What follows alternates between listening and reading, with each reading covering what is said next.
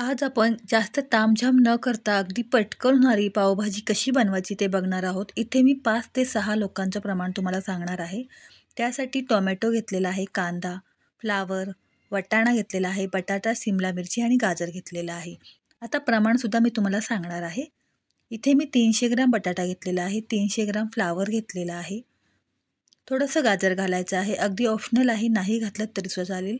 200 ग्राम शिमला मिरची घेतलेली आहे, 200 ग्राम वाटाणा घेतलेला आहे म्हणजे मटर घेतलेला आहे आणि 200 ग्रॅम टोमॅटो घेतलेला आहे. आता इथे 3 बारीक चिरलेले कांदे आहेत, ते सुद्धा आपण ह्या सर्व भाज्यांमध्येच घालायचे आहे आणि 1 ग्लासभर पाणी घालायचं आहे आणि चवीपुरतं मीठ घालायचं आहे. लक्षात ठेवा, कुकरला आपण जेव्हा भाज्या लावतो तेव्हा मीठ आवर्जून घालावे, म्हणजे काय होतं की आपली पावभाजीला छान अशी चव येते आणि मीठ आहे ते सर्व भाज्यांमध्ये छान असं मुरलं जातं. आता आपण कुकर गॅसवर ठेवूया आणि 3 ते 4 शिट्ट्या देऊन घ्यायच्या आहेत. आता 3 ते 4 शिट्ट्या झाल्या. हे बघा, कुकर छान असा थंड झालेला आहे. तुम्हाला दाखवते, मस्तपैकी आपल्या भाज्या शिजलेल्या आहेत. हे बघा, छानच. आता यामध्ये हे बघा, तुम्ही बघू शकता खाली पाणी आहे. त्यामुळं अशीच भाजी आपण स्मॅशरनी स्मॅश नाही करायची. पहिल्यांदा काय करूया, आपण भाजी आणि पाणी वेगवेगळं करून घेऊया, म्हणजे आपली भाजी आहे ती छान अशी स्मॅश केली जाते, म्हणजे स्मॅश होते. हे बघा, आणि उरलेलं पाणी आहे ते पुन्हा आपण मिक्स करणार आहोत. हे बघा, संपूर्ण भाजी काढल्यानंतर स्मॅशरनी छान अशी स्मॅश करून घेते मी. तुम्ही बघू शकता अगदी पटकन स्मॅश होते, काही वेळ लागत नाही आणि अगदी पटकन ही भाजी होते. टोमॅटोची पेस्ट करायची वेगळी गरज नाही, कांदा परतण्याची गरज नाही आहे. हे बघा, राहिलेलं पाणीसुद्धा मिक्स करूया आणि छान असं पुन्हा एकदा एकजीव करून घ्यायचं आहे. हे बघा, मस्त छान आपली भाजी आहे ती चांगली स्मॅश करून झालेली आहे. हे बघा, तुम्ही बघू शकता अगदी पटकन झाली, काही वेळ लागलेला नाही. छोट्या छोट्या टिप्स असतात, पण त्यामुळं काय होतं की आपली काही काही कामं आहेत ती पटकन होतात. जर पाणी आणि भाजी एकत्र आपण स्मॅश करायला घेतलं तर थोडासा वेळ लागतो. स्मॅश होते पण थोडासा वेळ लागतो. म्हणून काय करायचं, आधी भाजी आहे ती पूर्णपणे वेगळी करून घ्यायची, पाणी वेगळं करायचं आणि नुसती भाजी स्मॅश करून घ्यायची, म्हणजे अगदी पटकन स्मॅश होते. हे बघा, संपूर्ण भाजी छान अशी स्मॅश करून झालेली आहे. आता करूया फोडणी. तेल घालायचं आहे आणि त्यामध्ये थोडंसं बटर घालायचं आहे. आता इथे मी आलं लसूण पेस्ट घातलेली आहे. 1 मोठा चमचा घातलेली आहे. कांदा घालण्याची गरज नाही, कारण आपण कांदा भाजी शिजतानाच घातला होता. आलं लसणाची पेस्ट आहे ती छान अशी सुगंध येईपर्यंत परतून घ्यायची आहे. हलकासा सुगंध यायला लागला, छान अशी आलं लसणाची पेस्ट आपली परतून झालेली आहे. आता त्यामध्ये पावभाजी मसाला घालायचा आहे आणि इथे मी 1 मोठा चमचा काश्मीरी लाल तिखट घातलेला आहे, म्हणजे रंग छान येतो. हे बघा, छान असे मसाले गॅसची फ्लेम बारीक करून परतून घ्यायचे आहेत. हे बघा, मस्त छान असे मसाले परतून झालेले आहेत. आता आपण स्मॅश केलेली भाजी आहे ती संपूर्ण यामध्ये घालूया, पण थोडीशी कोथिंबीर आहे ती तेलावर परतून घेते. कोथिंबीर आहे ती तेलावर परतल्यामुळं तिचा जो फ्लेवर आहे तो छान असा येतो भाजीला. हे बघा, छान अशी कोथिंबीर परतून झालेली आहे, मसाले छान असे परतून झालेले आहेत. आता त्यामध्ये आपण स्मॅश केलेली पावभाजी घालूया, भाजी घालूया. हे बघा, संपूर्ण भाजी घालून घ्यायची आहे.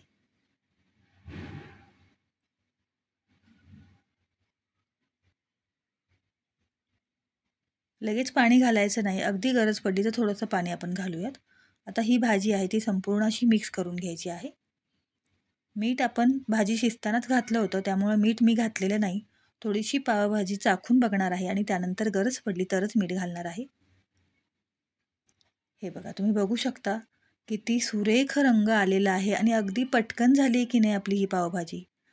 बऱ्याच जणींना खूप प्रश्न पडतो की पावभाजीचा खूप घाट असतो, वेळ लागतो, फोडण्या करा, हे करा, ते करा. काही नाही, सगळ्या भाज्या एकदम कुकरला लावायच्या आणि फक्त आलं लसणाची फोडणी द्यायची. मस्त भाजी होते, तुम्ही बघू शकता. अगदी सुरेख रंग आलेला आहे आणि खमंग असा सुवास घरभर पसरलेला आहे. खरंच सांगते. आता फक्त एक हलकीशी उकळी आणायची आहे आणि वरून बटर घातलं की मस्तपैकी आपली पावभाजी रेडी आहे खाण्यासाठी. तुम्ही बघू शकता. हे बघा, किती सुरेख आपली भाजी तयार झालेली आहे आणि सगळ्यात महत्त्वाचं म्हणजे पटकन झालेली आहे. हे बघा, रंगही खूप छान आलेला आहे. भाजी मी थोडीशी चाखून बघितली, मीठ अगदी बरोबर आहे. त्यामुळे मीठ घातलेलं नाही आहे मी.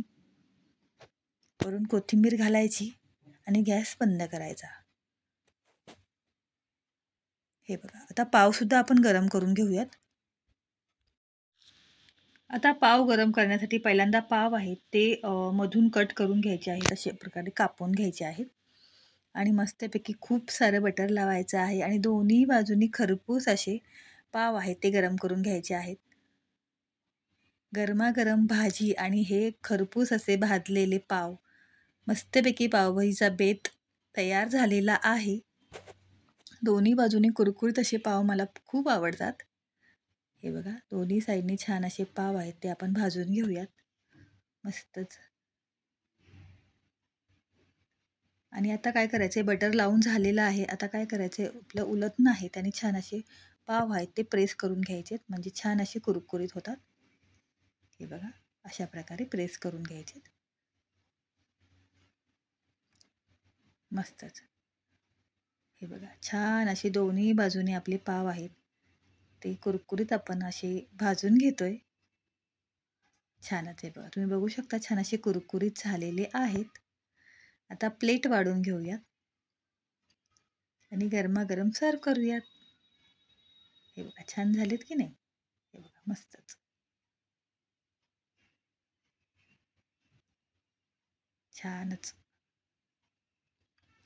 हे बघा, मस्तपैकी मी पावभाजी प्लेटमध्ये सर्व केलेली आहेत. वरून थोडंसं बटरसुद्धा घातलेलं आहे. बारीक चिरलेला कांदा आणि लिंबू. रेसिपी आवडल्यास लाईक करा.